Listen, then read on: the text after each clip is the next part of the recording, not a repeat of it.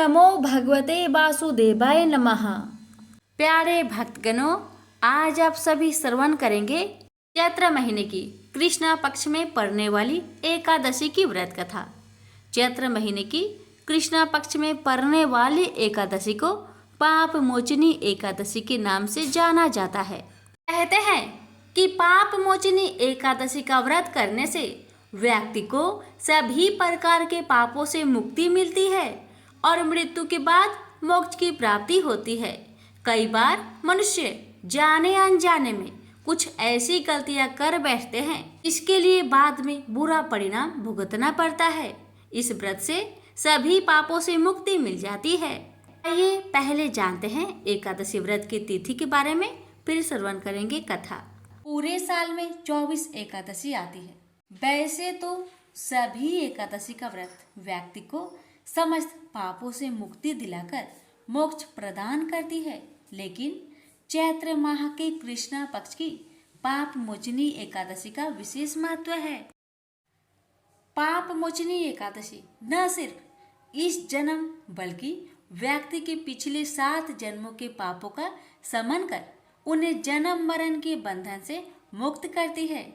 तो आइए जानते हैं इस साल पाप मोचनी एकादशी 2024 की डेट, पूजा मुहूर्त, व्रत पारण समय, महत्व एवं कथा। पाप मोचनी एकादशी 2024 डेट। पाप मोचनी एकादशी 5 अप्रैल 2024 शुक्रवार को है। इसी दिन चोर पंचक भी शुरू हो रहे हैं। पाप मोचनी एकादशी व्रत के दिन भगवान विष्णु की पूजा करने से वह बेहद प्रसन्न होते हैं और अपने भक्तों को विशेष आशीर्वाद प्रदान करते हैं। एकादशी का व्रत और पूजा जीवन में आने वाली परेशानियों को दूर भी करती है। पाप मोचनी एकादशी 2024 मुहूर्त। पंचांग अनुसार चैत्र माह के कृष्ण पक्ष की एकादशी तिथि की शुरुआत 4 अप्रैल 2024 को शाम 4:14 पर होगी। इस एकादशी का समापन 5 अप्रैल 2024 को दोपहर 1:28 पर होगा। विष्णु पूजा मुहूर्त सुबह 7:41, सुबह 10:49 तक। पाप मोचनी एकादशी 2024 व्रत पारण का समय।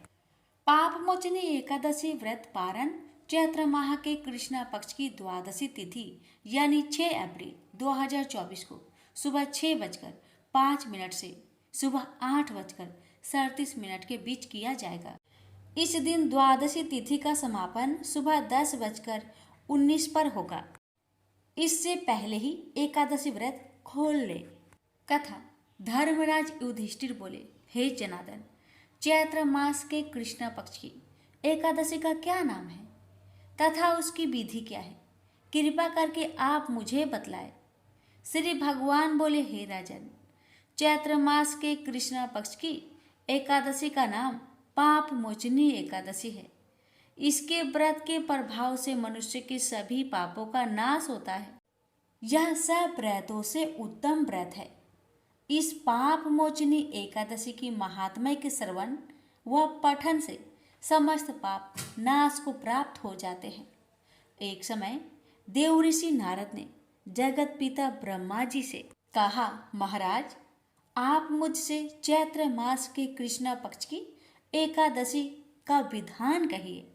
ब्रह्मा जी कहने लगे कि हे नारद, चैत्र माह के कृष्ण पक्ष की एकादशी पाप मोचनी एकादशी के रूप में मनाई जाती है। इस दिन भगवान विष्णु का पूजन किया जाता है। इसकी कथा के अनुसार प्राचीन समय में चित्ररथ नामक एक रमणीक वन था। इस वन में देवराज इंद्र गंधर्व कन्याओं तथा देवताओं सहित स्वच्छंद विहार करते थे। एक बार मेधावी नामक ऋषि भी वहां पर तपस्या कर रहे थे। वे ऋषि शिव उपासक तथा अप्सराएं शिव द्रोहिणी अनंग दासी अनुचरी थी। एक बार कामदेव ने मुनि का तप भंग करने के लिए उनके पास मंजू घोषा नामक अप्सरा को भेजा। युवा अवस्था वाले मुनि अप्सरा के हाव भाव, नित्य गीत तथा कटाक्षों पर काम मोहित हो गए। रति कीड़ा करते हुए 57 वर्ष व्यतीत हो गए। एक दिन मंजू घोषा ने देवलोक जाने की आज्ञा मांगी। उसके द्वारा आज्ञा मांगने पर मुनि को भान आया और उन्हें आत्मज्ञान हुआ कि मुझे रसातल में पहुंचाने का एकमात्र कारण अप्सरा मंजू घोषा ही है। क्रोधित होकर उन्होंने मंजू घोषा को पिचासनी होने का श्राप दे दिया। श्राप सुनकर मंजू घोषा ने कांपते हुए श्री ऋषि से मुक्ति का उपाय पूछा। तब मुनि श्री ने पाप मोचनी एकादशी का व्रत रखने को कहा और अप्सरा को मुक्ति का उपाय बताकर पिता चमन्य के आश्रम में चले गए। पुत्र के मुख से श्राप देने की बात सुनकर चवन्य ऋषि ने पुत्र की घोर निंदा की तथा उन्हें पाप मोचनी चैत्र कृष्ण एकादशी का व्रत करने की आज्ञा दी। व्रत के प्रभाव से मंजू घोष अप्सरा पिचासनी देह से मुक्त होकर देवलोक को चली गई। अतः हे नारद, जो कोई मनुष्य विधि पूर्वक इस व्रत को करेगा उसके सारे पापों की मुक्ति होना निश्चित है, और जो कोई इस व्रत के महात्म्य को पढ़ता और सुनता है उसे सारे संकटों से मुक्ति मिल जाती है। प्रेम से बोलिए लक्ष्मी नारायण की जय। एक बार 3 साधु थे जो बरसाना की ओर जा रहे थे। उनमें से एक साधु जो वृद्ध था वह कहने लगा कि मैं अब यमुना के किनारे आसन लगाकर रहूंगा। तुम दोनों जवान हो इसलिए तुम आगे चले जाओ। जब दोनों युवा साधु चलते चलते बरसाना के निकट पहुँचे तो कहने लगे कि अब तो हम श्री जी के गांव में पहुँच ही जाएंगे। एक तरह से हम राधा रानी के मेहमान हुए हैं, इसलिए हम बरसाना में भिक्षा नहीं मांगेंगे। राधा रानी के मंदिर में आरती के समय जो प्रसाद मिलेगा वही खा लिया करेंगे, और अगर कोई भोजन करवा देगा तो कर लेंगे, अन्यथा किसी से मांगेंगे नहीं। दोनों साधुओं ने मजाकिया लहज में ऐसा कह दिया। मंदिर में पहुंचकर राधा रानी के दर्शन किए, मंदिर में आरती देखी और उत्सव का आनंद लिया। दोनों ने सोचा कि राधा रानी के मेहमान हैं, इसलिए भिक्षा तो नहीं मांगेंगे, इसलिए बिना भोजन के ही सो गए। उसी रात्रि को राधा रानी ने स्वप्न में मंदिर के पुजारी जी को जगाया और कहने लगी कि मेहमान भूखे हैं और आप चैन से सो रहे हैं। पुजारी जी आश्चर्य से कहने लगे कि मेहमान कहाँ है? तो राधा रानी कहने लगे कि 2 साधु हैं जो बिना भोजन के ही सोए हैं। पुजारी जी जल्दी से उठे और साधुओं को ढूंढकर उन्हें जगाया। वह पूछने लगे कि आप श्री राधा रानी के मेहमान हैं? आप जल्दी से उठो और बैठो, मैं आपके लिए भोजन प्रसाद का प्रबंध करता हूँ। पुजारी जी मंदिर में जो भी उत्सव का भोज प्रसाद बचा था, लड्डू, खीर, रसगुल्ले और जो भी भोग प्रसाद बचा था, जल्दी से दोनों को परोस दिए। साधु ने मन ही मन सोच रहे थे कि हमने तो मजाक में कह दिया था कि हम राधा रानी के मेहमान हैं। राधा रानी तो सचमुच हम पर कृपा कर दी। भरपेट भोजन कर दोनों साधु राधा रानी का ध्यान करके सो गए। तभी दोनों साधुओं को एक ही समय एक ही जैसा सपना आया। दोनों के सपने में राधा रानी आई और पूछने लगी कि भोजन करके आपको तृप्ति हुई? दोनों साधुओं ने हाँ में भर दी। राधा रानी मुस्कुराते हुए कहने लगी, पुजारी जी ने तुम दोनों को भोजन तो करवा दिया, लेकिन पान के बीरे का प्रसाद देना ही भूल गए। राधा रानी ने दोनों के सिरहाने पान का बीरा रख दिया। सपने के बाद दोनों की आंखें खुली तो सचमुच पान का बीरा अपने सिरहाने पाकर दोनों विस्मित थे। राधा रानी ने मजाक के भाव से कहा गया वचन में सत्य साबित कर दिया और बिना मांगे दोनों को भरपेट भोजन भी करवा दिया। हे राधा रानी, जैसे आपने दोनों संतों पर अपनी कृपा करी, वैसे आपकी कथा कहने वाले, सुनने वाले, हुक्कार भरने वाले सभी की परिवार पर, सब पर अपनी कृपा सदा बनाए रखना। प्रेम से बोलिए श्री कृष्ण भगवान की जय, राधा रानी की जय। एक बार एक सेठ जी किसी काम से बरसाना गए। उनका एक नियम था, वह प्रतिदिन स्वयं भोजन करने से पहले एक संत जी को भोजन करवाते थे। सेठ जी ने भोजन के समय नौकर से बोला कि किसी संत को ढूंढ कर ले आओ। राधा रानी की कृपा से नौकर को कोई भी संत नहीं मिला, क्योंकि उस दिन सभी संत किसी भंडारे में चले गए थे। नौकर को राधा रानी के मंदिर के बाहर एक पागल व्यक्ति मिला।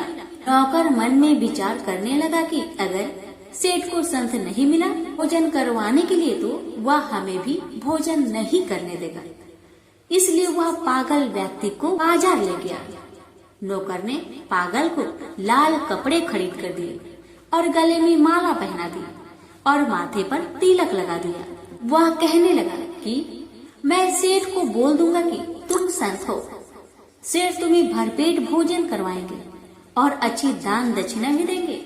तुम कुछ मत बोलना, मैं कह दूंगा कि यह मौनी बाबा है।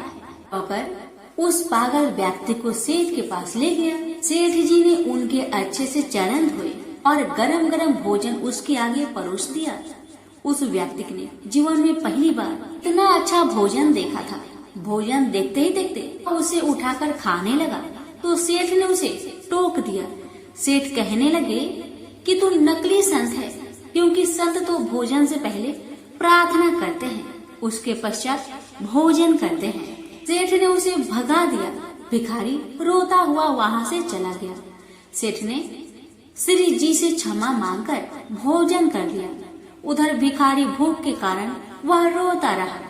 रात को सेठ जी को राधा जी ने दर्शन दिए। वह कहने लगी कि तू तो वैसे तो बड़ा दानवीर बना फिरता है, लेकिन तूने उस भिखारी को भूखा ही भेज दिया। सेठ कहने लगा कि वह संत नहीं था, वह तो पाखंडी था। राधा रानी मुस्कुराते हुए बोली, मैं तो उसे कई सालों से खाना खिला रही हूँ, आज तक वह भूखा नहीं सोया। मैंने कभी नहीं सोचा कि वह पाखंडी है या फिर संत। तुम्हें क्या एक समय का भोजन करवाना पड़ा? तुम उसका सत्वत ढूंढने लगे, जबकि मैं तो उसे बिना किसी भेदभाव के वर्षों से भोजन करवा रही हूँ।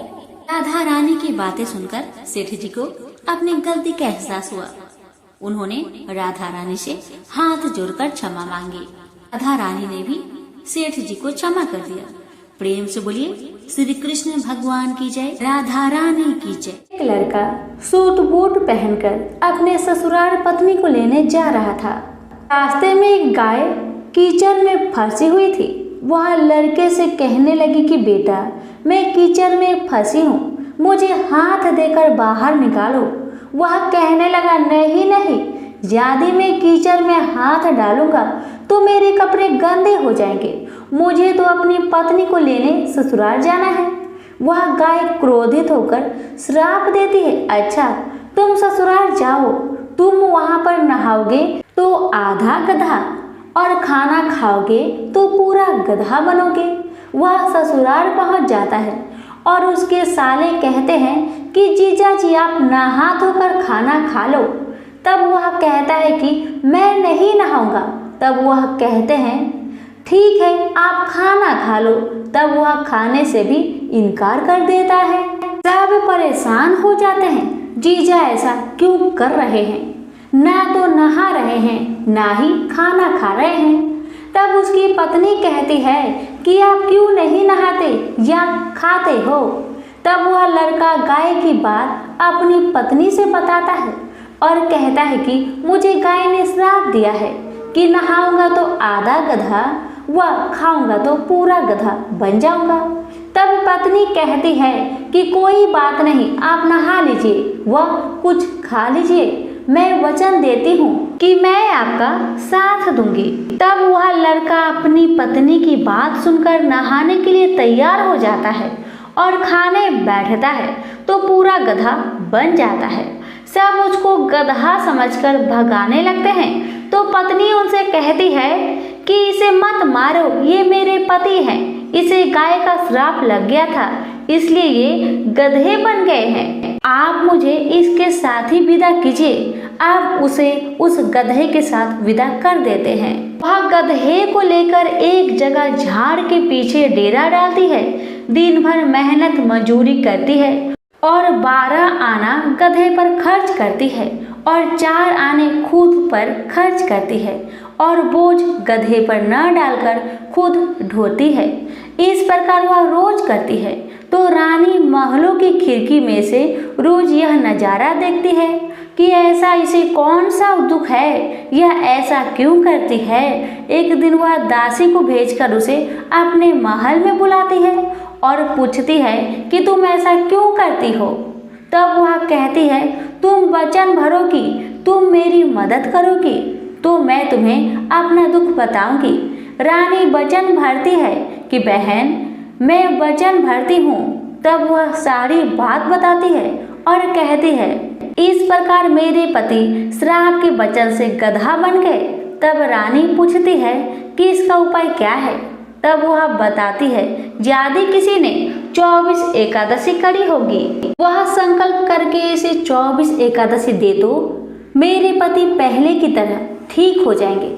तब राज्य में ऐलान किया जाता है कि 24 एकादशी जिसने भी की हो वह राज दरबार में आए। अब एक बुढ़िया को लाया जाता है। जैसे बुढ़िया संकल्प करके एकादशी देती हुई नहाती है, उसके नहाने का पानी उस गधे पर गिरता है। वैसे वैसे वह गाय लड़के के रूप में आ जाता है। बुढ़िया लालच करके एक एकादशी व्रत रख लेती है तो उसका एक कान गधे का रह जाता है। सब कहते हैं ये क्या हुआ। तब बुढ़िया कहती है कि मैं भूखी प्यासी मरी सो, मेरे पास एक एकादशी तो रहने दो। तब सब कहते हैं नहीं, तुमने संकल्प किया है तो सारी एकादशी इस लड़के को दो, वरना यह पूरी तरह लड़का नहीं बन पाएगा। अब वह बुढ़िया सारी एकादशी उस लड़के को दे देती है और वह गधा पूरी तरह लड़का बन जाता है। राजा सारे राज्य में ऐलान करते हैं कि जिनके भी बन पड़े एकादशी करो, एकादशी जैसा दूसरा व्रत नहीं। प्रेम से बोलिए एकादशी माता की जय। स्वर्णी मुनि की पुत्री तुलसी अपूर्व सुंदर थी। उसकी इच्छा थी कि उनका विवाह भगवान नारायण के साथ हो। इसके लिए उन्होंने नारायण पर्वत की घाटी में स्थित बद्री वन में घोर तपस्या की। दीर्घ काल तक तपस्या के उपरांत ब्रह्मा जी ने प्रसन्न होकर दर्शन दिए और वर मांगने को कहा। तब तुलसी जी ने कहा, हे सृष्टि के कर्ता ब्रह्मदेव, आप तो अंतर्यामी हैं, आपसे क्या छुपा है। सबकी मन की बात आप जानते हैं, फिर भी मैं अपनी इच्छा आपको बताती हूँ। मैं चाहती हूँ कि भगवान श्री हरि मुझे पति रूप में मिले। तुलसी की बातें सुन ब्रह्मदेव ने कहा, तुम्हारा अभीष्ट तुम्हें अवश्य मिलेगा। आपने पूर्व जन्म में किसी अपराध के कारण तुम्हें श्राप मिला है। इसी प्रकार भगवान श्री नारायण के एक पार्षद को भी दानव कुल में जन्म लेने का श्राप मिला है। दानव कुल में जन्म लेने के बाद भी उसमें नारायण का अंश विद्यमान रहेगा। इसलिए इस जन्म में पूर्व जन्म के पाप के शमन के लिए संपूर्ण नारायण तो नहीं, नारायण के अंश से युक्त दानव कुल में जन्मे उस श्रापग्रस्त पार्षद से तुम्हारा विवाह होगा। श्राप मुक्त होने पर भगवान श्री नारायण सदा सर्वदा के लिए तुम्हारे पति हो जाएंगे। तुलसी ने ब्रह्मा जी के इस वर को स्वीकार किया, क्योंकि मानव कुल में जन्म के कारण उसे मायावी भोग तो भोगना ही था। तुलसी बद्री वन में रहने लगी। नारायण का वह पार्षद दानव कुल में शंखचूड़ के नाम से पैदा हुआ था।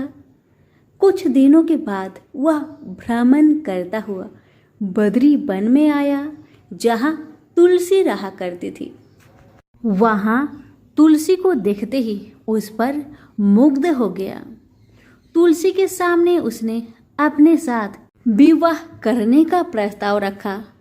इतने में ही वहां ब्रह्मा जी भी आ गए और उन्होंने तुलसी से कहा, तुलसी शंखचूड़ को देखो, कैसा देवोपम इसका स्वरूप है।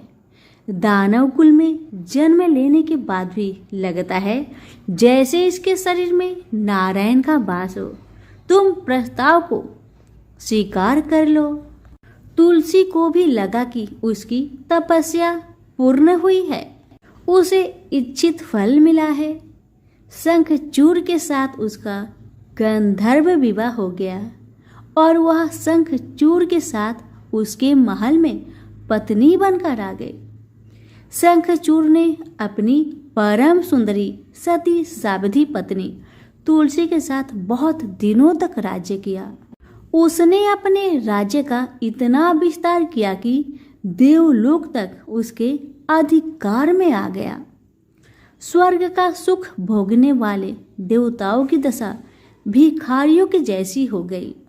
शंखचूड़ किसी को भी कष्ट नहीं देता था, पर अधिकार और राज्य छीन जाने से सारे देवता मिलकर ब्रह्मा, विष्णु और शिव की सभा में गए तथा अपनी विपत्ति सुनाई। ब्रह्मा जी ने कहा, तुलसी परम साध्वी है, उसका विवाह शंखचूड़ से मैंने ही करवाया था।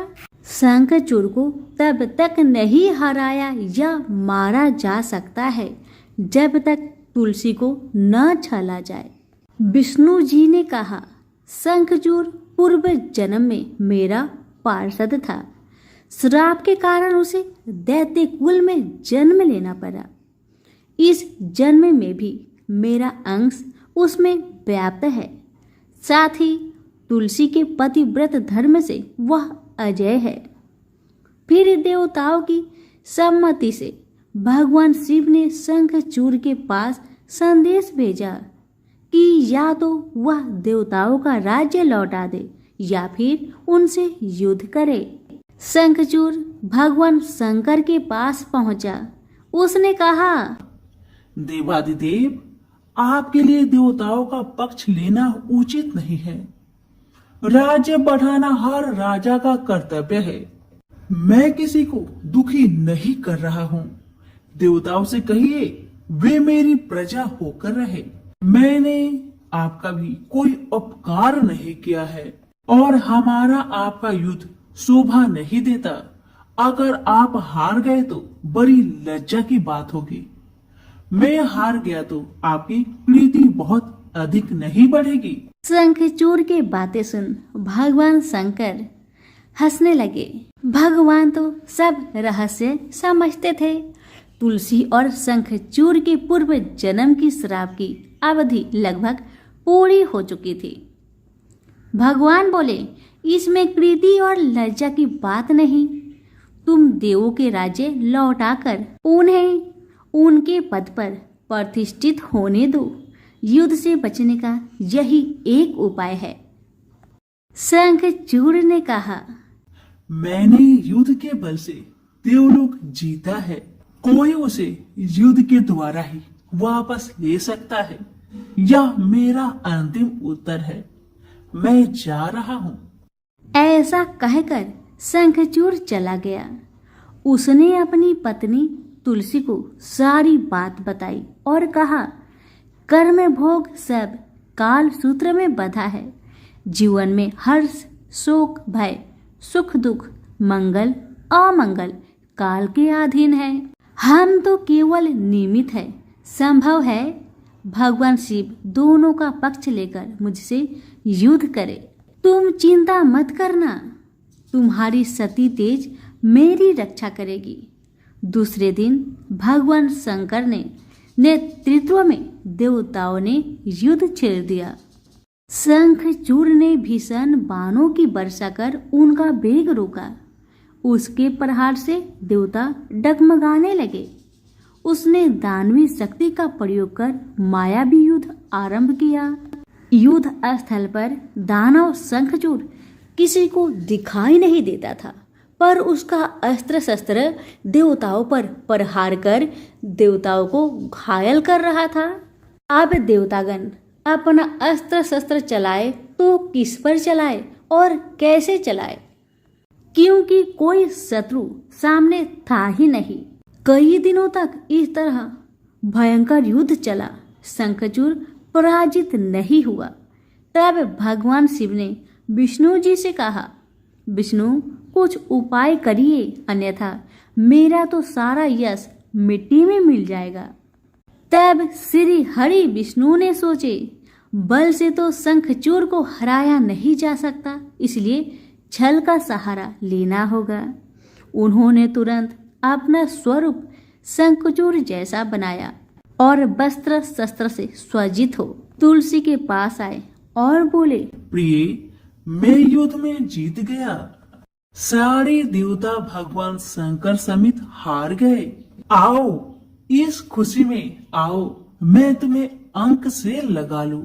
पति को प्रत्यक्ष खरा देख तथा विजय का समाचार सुन वह दौड़कर मायावी शंखचूर के गले से लिपट गई।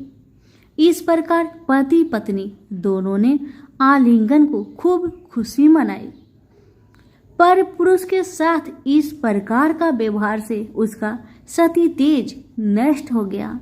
उसका सती तेज जो शंखचूर की कवच के रूप में रक्षा कर रहा था, वह कवच नष्ट हो गया। शंखचूर शक्तिहीन हो गया। यह जानते ही भगवान शंकर ने अपने त्रिशूल से प्रहार किए। त्रिशूल के लगते ही शंखचूर जलकर भस्म हो गया। शंखचूर के मरने को जानकर विष्णु अपने असली स्वरूप में आ गए। सामने अपने पति शंखचूर के स्थान पर भगवान विष्णु को खड़ा देख तुलसी बहुत विस्मित हुई। उसको पता लग गया कि स्वयं नारायण ने उसके साथ छल किया है। क्रोध में आकर उसने श्राप दिया, एक सती स्त्री का अस्तित्व भंग करने के अपराध में तुम हृदयहीन पत्थर हो जाओ।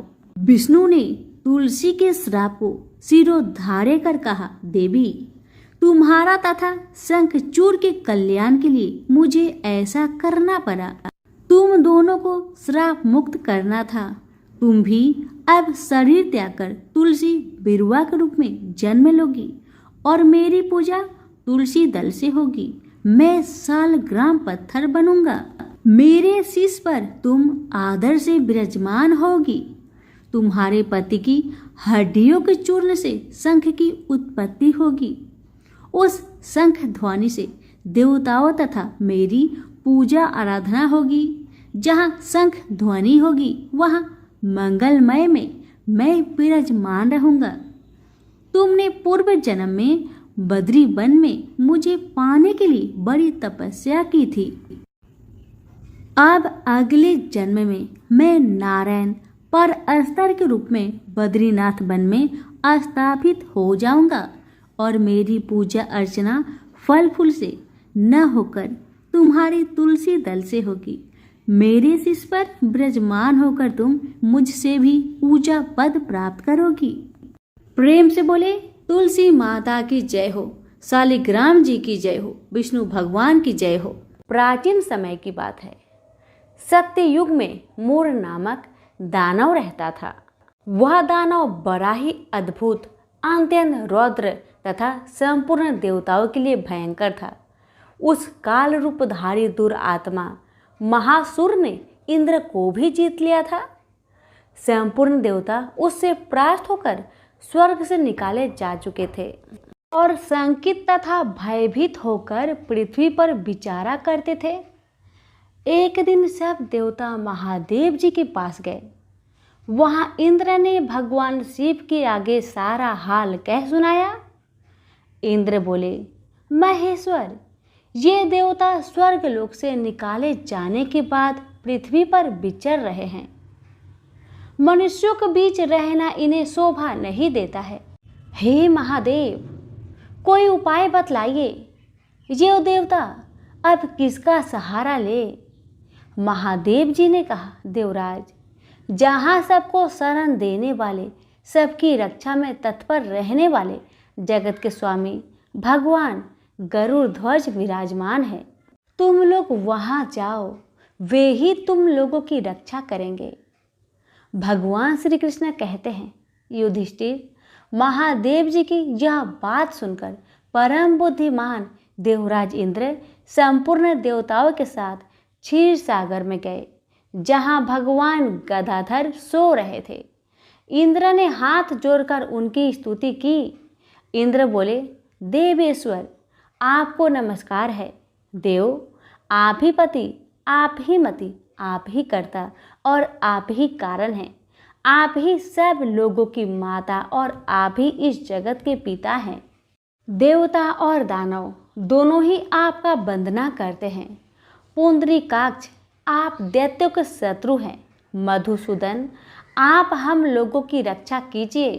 प्रभु जगन्नाथ, अत्यंत उग्र स्वभाव वाले महाबली मूर दैत्य नामक दैत्य ने इन संपूर्ण देवताओं को जीतकर स्वर्ग से बाहर निकाल दिया है।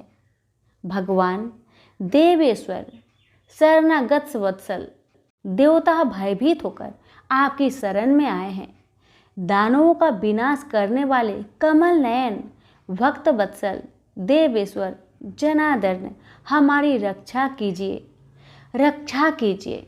भगवान, शरण में आए हुए देवताओं की सहायता कीजिए।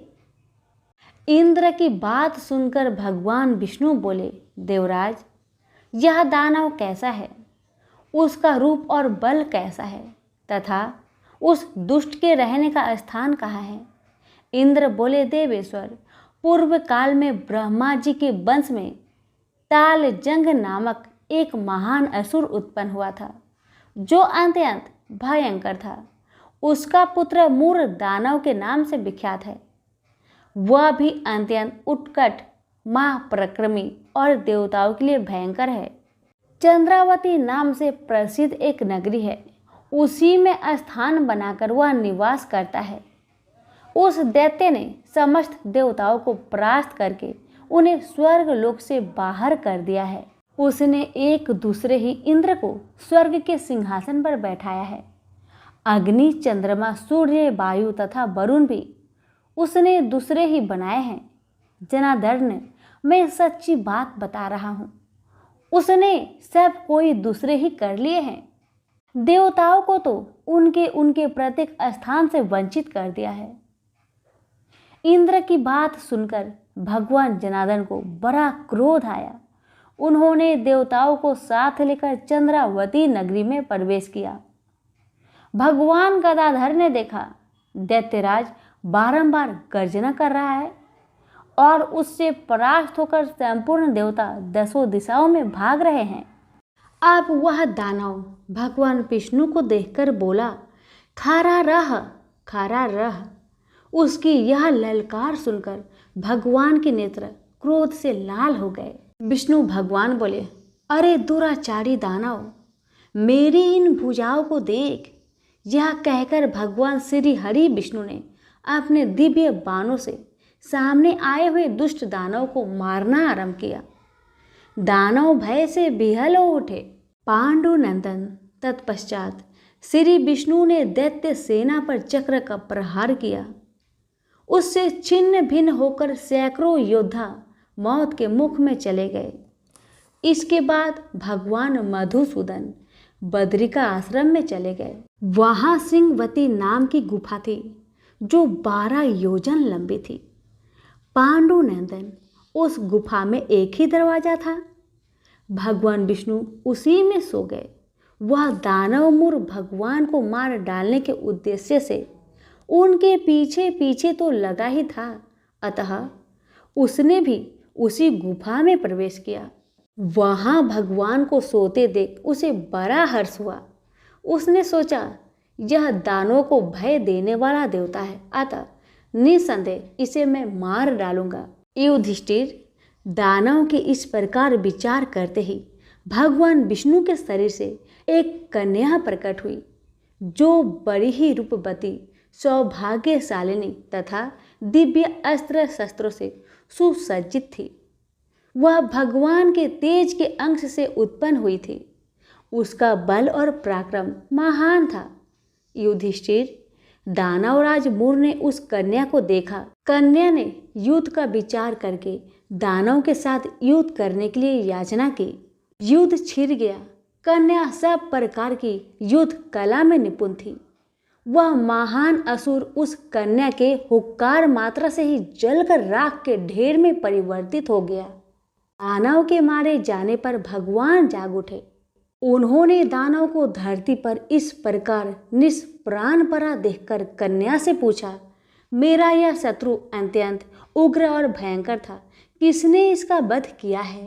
तब कन्या बोली, स्वामीन, आपके ही प्रसाद से मैंने ही इस महादैत्य का वध किया है। श्री भगवान ने कहा, कल्याणी, तुम्हारे इस कर्म से तीनों लोकों के मुनि और देवता आनंदित हुए हैं। अतः तुम्हारे मन में जैसी इच्छा हो उसके अनुसार मुझसे कोई वर मांग लो। देव दुर्लभ होने पर भी वह वर मैं तुम्हें अवश्य दूंगा, इसमें तनिक भी संदेह नहीं है। वह कन्या साक्षात एकादशी ही थी। उसने कहा, प्रभु, यदि आप प्रसन्न है तो आपकी कृपा से सब तीर्थों में प्रधान, समस्त विघ्नों का नाश करने वाली तथा सब प्रकार की सिद्धि देने वाली देवी हो। जनार्दन, जो लोग आप में भक्ति रखते हुए मेरे दिन को उपवास करेंगे उन्हें सब प्रकार की सिद्धि प्राप्त हो। हे माधव, जो लोग उपवास बिना भोजन के अथवा एक वक्त भोजन ग्रहण करके मेरे व्रत का पालन करें, उन्हें आप धन, धर्म और मोक्ष प्रदान दीजिए। परम दयालु भगवान श्री हरि नारायण बोले, कल्याणी, तुम जो कुछ कहती हो वह सब पूर्ण होगा। सभी प्रेम से बोलिए, एकादशी माता की जय, लक्ष्मी नारायण की जय। ओम जय एकादशी, जय एकादशी, जय एकादशी माता। विष्णु पूजा व्रत को धारण कर शक्ति मुक्ति पाता। ओम जय एकादशी माता, तेरे नाम गिनाऊं देवी भक्ति प्रदान करने। गण गौरव की देनी माता, शास्त्रों में बरनी। ओम जय एकादशी माता, मार्गशीर्ष के कृष्णा पक्ष की उत्पन्ना विश्वतारिणी जन्मी। शुक्ल पक्ष में हुई मोक्षदा, मुक्ति दाता बनाई। ओम जय एकादशी माता, पौष के कृष्णा पक्ष की सफला नामक है। शुक्ल पक्ष में होई पुत्रदा, आनंद अधिक रहे। ओम जय एकादशी माता, नाम सट टीला माघ मास में कृष्णा पक्ष आवे। शुक्ल पक्ष में जया कहावे, विजय सदा पावे। ओम जय एकादशी माता, विजया फाल्गुन कृष्ण पक्ष में शुक्ल आमल की। पाप मोचनी कृष्ण पक्ष में चैत्र महाबली की। ओम जय एकादशी माता, चैत्र शुक्ल में नाम कामदा, धन देने वाली। नाम बरुथनी कृष्ण पक्ष में वैशाख महावाली। ओम जय एकादशी माता, शुक्ल पक्ष में होए मोहिनी, अपरा ज्येष्ठ कृष्ण पक्षी। नाम निर्जला सब सुख करनी, शुक्ला पक्ष रखी। ओम जय एकादशी माता, योगिनी नाम आषाढ़ में जानो, कृष्णा पक्ष करनी। देव सैनी नाम कहायो, शुक्ला पक्ष धरनी। ओम जय एकादशी माता, कामिका श्रावण मास में आवे, कृष्णा पक्ष कहिए। श्रावण शुक्ला होए पवित्र, आनंद से रहिए। ओम जय एकादशी माता, अजा भाद्रपद कृष्णा पक्ष की। परिवर्तनी शुक्ला, इंद्रा आश्विन कृष्णा पक्ष में व्रत से भवसागर निकला। ओम जय एकादशी माता, पापंकुशा है शुक्ला पक्ष में आपे हरन हारी। रमा मास कार्तिक में आवे, सुखदायक भारी। ओम जय एकादशी माता, देवोत्थानी शुक्ला पक्ष की दुख ना सके मैया। पावन मास में करो विनती, पार करो नैया। ओम जय एकादशी माता, परमा कृष्णा पक्ष में होती जन मंगल करनी। शुक्ल मास में होई पद्मिनी, दुख दरिद्रता हरनी। ओम जय एकादशी माता, जो कोई आरती एकादशी की भक्ति सहित गावे। जन गुरु दीदा स्वर्ग का वासा, निश्चय वह पावे। ओम जय एकादशी माता। नायक जी की जय हो। किसी गांव में एक बूढ़ी माई रहती थी। वह बहुत गरीब थी और आंखों से अंधी भी थी। उसका एक बेटा और बहू थी। वह बुढ़िया सदैव गणेश महाराज की पूजा किया करती थी। एक दिन गणेश भगवान उसकी श्रद्धा भक्ति को देखकर बहुत प्रसन्न हुए। गणेश भगवान ने सोचा, ये बुढ़िया माई तो आंखों से अंधी है, फिर भी मेरी पूजा पाठ कितना श्रद्धा के साथ करती है, इसलिए मुझे इसके लिए कुछ करना चाहिए। इतना ही सोचकर गणेश जी उस बुढ़िया माई के सामने प्रकट होकर बोले, बुढ़िया माई, तू जो चाहे सो मुझसे मांग ले, मैं तुझसे बहुत प्रसन्न हूँ। बुढ़िया माई हाथ जोड़कर गणेश महाराज से बोली, हे भगवान, मुझे तो कुछ मांगना ही नहीं आता, तो मैं कैसे मांगू और क्या मांगू, आप ही मुझे बताए। बूढ़ी माई की बातें सुन गणेश महाराज कहने लगे, माई, तू अपने बेटे बहू से पूछकर कुछ मांग लेना। तब बूढ़ी माई ने अपने बेटे से कहा, बेटा, गणेश जी कहते हैं कि तू कुछ मांग ले, तो तुम बताओ बेटा, मैं क्या मांगू।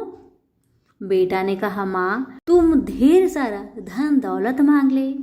बहू से पूछा तो बहू ने कहा कि आप नाती मांग लीजिए माँ जी। तब बूढ़ी माई मन ही मन में सोचने लगी, बेटा बहू तो सिर्फ अपने लिए ही सोच रहे हैं, मेरे लिए तो कोई सोचता ही नहीं।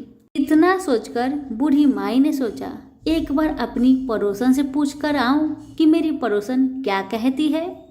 बुढ़िया ने पड़ोसन से पूछा तो उसने कहा, बुढ़िया माई, तू तो थोड़े दिन ही जिएगी, क्या तू धन मांगे और क्यों नाती मांगे, तू तो अपनी आंखों की रोशनी मांग ले, जिससे तेरी जिंदगी आराम से कट जाएगी। बेटा बहू और पड़ोसन का राय लेकर बुढ़िया माई गणेश महाराज के पास आई और बोली, हे गणेश महाराज, यदि आप मुझ पर प्रसन्न है तो मुझे 9 करोड़ की माया दे, निरोगी काया दे, अमर सुहाग दे, आंखों की रोशनी दे, नाती दे, पोता दे और सब परिवार को सुख दे और अंत में मोक्ष दे। बुढ़िया माई की बातें सुन गणेश जी कहने लगे, बुढ़िया माई, तुमने तो हमें ठग लिया, फिर भी जो तूने मांगा वजन के अनुसार सब कुछ तुझे मिलेगा। यह कहकर गणेश महाराज अंतर ध्यान हो गए। उधर बूढ़ी माई ने जो कुछ मांगा वह सब कुछ मिल गया। गणेश जी महाराज, जैसे आपने उस बुढ़िया माँ को सब कुछ दिया, वैसे ही सबको देना। कहानी कहने वाले, सुनने वाले, हुक्कारे भरने वाले सभी के परिवार पर अपनी कृपा सदा बनाए रखना। सभी मिलकर बोलिए, गणेश भगवान की जय हो। व्रत में सुनी जाने वाली लपसी तपसी की कथा। एक लपसी था, एक तपसी था। तपसी हमेशा भगवान की तपस्या में लीन रहता था। लपसी रोजाना 1.25 सेर की लापसी बनाकर भगवान का भोग लगाकर जीम लेता था। एक दिन दोनों लड़ने लगे। तपसी बोला, मैं रोज भगवान की तपस्या करता हूँ, इसलिए मैं बड़ा हूँ। लपसी बोला, मैं रोज भगवान को 1.25 सेर लापसी का भोग लगाता हूँ, इसलिए मैं बड़ा हूँ। नारद जी वहां से गुजर रहे थे। दोनों को लड़ता देखकर उनसे पूछा कि तुम क्यों लड़ रहे हो। तपसी ने खुद के बड़ा होने का कारण बताया और लपसी ने अपना कारण बताया। नारद जी बोले, तुम्हारा फैसला मैं कर दूंगा। दूसरे दिन लपसी और तपसी नहाकर अपनी रोज की भक्ति करने आए तो नारद जी ने छुपकर 1.25 करोड़ की एक अंगूठी दोनों के आगे रख दिए। तपसी की नजर जब अंगूठी पर पड़ी तो उसने चुपचाप अंगूठी उठाकर अपने नीचे दबा लिया। तपसी की नजर अंगूठी पर पड़ी लेकिन उसने ध्यान नहीं दिया। भगवान को भोग लगाकर लपसी खाने लगा। नारद जी सामने आए तो दोनों से पूछा कि कौन बड़ा है, तो नारद जी ने तपसी से खड़ा होने को कहा। वो खड़ा हुआ तो उसके नीचे दबी अंगूठी दिखाई पड़ी। नारद जी ने तपसी से कहा, तपस्या करने के बाद भी तुम्हारी चोरी करने की आदत नहीं गई, इसलिए लपसी बड़ा है और तुम्हें तुम्हारी तपस्या का कोई भी फल नहीं मिलेगा। तपसी शर्मिंदा होकर माफी मांगने लगा। उसने नारद जी से पूछा, मुझे मेरी तपस्या का फल कैसे मिलेगा? नारद जी ने कहा, यदि कोई गाय और कुत्ते की रोटी नहीं बनाएगा तो फल तुझे मिलेगा। यदि कोई ब्राह्मण को भोजन करवाकर दक्षिणा नहीं देगा तो वह फल तुझे मिलेगा। यदि कोई साड़ी के साथ ब्लाउज नहीं देगा तो फल तुझे मिलेगा। यदि कोई दिए से दिया जलाएगा तो फल तुझे मिलेगा। यदि कोई सारी कहानी सुने लेकिन तुम्हारी कहानी नहीं सुने तो फल तुझे मिलेगा। उसी दिन से हर व्रत कथा कहानी के साथ लपसी तपसी की कहानी भी सुनी और कही जाती है। प्रेम से बोलिए लक्ष्मी नारायण की जय।